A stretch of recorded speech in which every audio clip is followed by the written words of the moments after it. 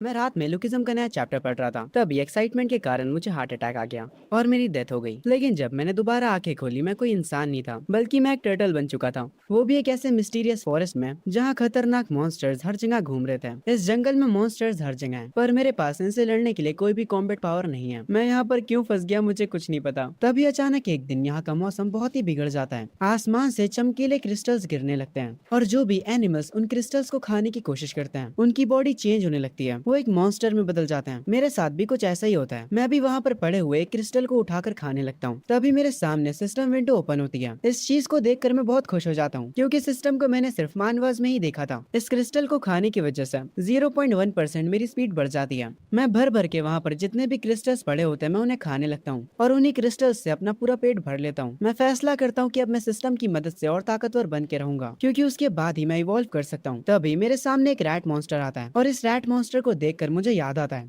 जब मैं यहाँ पर पहली बार आया था तब मैं अकेला नहीं था, मेरे और भी टर्टल भाई बहन थे, पर इसी रैट ने उन सबको खा लिया। वो रैट गुस्से में मेरी तरफ आ रहा होता है। मैं भी अपनी नई नई मिली पावर्स को यूज करता हूँ और फुल स्पीड से उसकी तरफ चार्ज करता हूँ। हम दोनों आपस में टकराते हैं, पर उस रैट को इतना कुछ फर्क नहीं पड़ता, बल्कि कुछ ही देर में वो मुझे पकड़ लेता है और मेरे शेल को तोड़ने लगता है। मैं काफी डर जाता हूँ और अपने शेल के अंदर छुप जाता हूँ। मैं रोते हुए अपने सिस्टम से कहता हूँ, मेरे पास जितने भी फ्री पॉइंट्स हैं उन्हें मेरी स्पीड में डाल दो। जैसा मैंने कहा था, सिस्टम वैसा ही करता है। मैं रैट की पकड़ से निकल जाता हूँ और वापस से अपनी न्यू मिली पावर पर भरोसा करता हूँ। मैं तैयार हो जाता हूँ उस रैट के साथ रीमैच के लिए और उस पर अपनी फुल स्पीड से अटैक करता हूँ और आखिरकार मैं उसे मार देता हूँ, क्योंकि मैंने उसे मार दिया होता है। इसीलिए सिस्टम मुझे 2 पॉइंट्स देता है। उसके बाद मैं बाकी के चूहों से बचकर पानी के अंदर चला जाता हूँ, ताकि वो मेरा पीछा ना कर सके। पर एक जिद्दी चूहा पानी में कूद जाता है, पर उसे घंटा तैरना नहीं आता था। पानी में रहकर तुम मगरमच्छ से दुश्मनी नहीं कर सकते हो लाडले। खैर, अभी मैं मगरमच्छ तो नहीं हूँ, फिर भी मैं उस चूहे को मार देता हूँ, क्योंकि पानी में उसे मारना मेरे लिए बहुत आसान है। और ये चूहा कोई मामूली नहीं होता है, ये चूहा रैट किंग होता है। इसको मारने पे मुझे 5 पॉइंट्स मिल जाते हैं। इसको मारने के बाद मैं थोड़ा जोश में आ जाता हूँ, पर मेरा ये जोश किसी से बर्दाश्त नहीं होता। पानी के अंदर से एक बहुत बड़ी फिश बाहर आती है, जो कि मुझे खाने ही वाली थी, पर समय रहते मुझे वो दिख जाती है। उसे देखकर मेरी फट जाती है। मैं तुरंत वहाँ से भागने लगता हूँ। मैं इस मछली से फाइट नहीं कर सकता हूँ, ये रैट से काफी ज्यादा स्ट्रॉन्ग है। इससे पानी में जीतना मेरे लिए नामुमकिन होगा। मैं सिस्टम पॉइंट्स का इस्तेमाल करके अपनी पानी में तैरने की एबिलिटी की स्पीड को और बढ़ा देता हूँ और किसी तरह से उस मछली से बचकर जमीन पर पहुंच जाता हूँ। और वो मछली जैसे ही मुझे खाने आती है, मैं उसे तुरंत पकड़ लेता हूँ, क्योंकि इस बार मैं जमीन पर था। मैं उस मछली को मार देता हूँ। मैं सच में बाल बाल बचाऊं,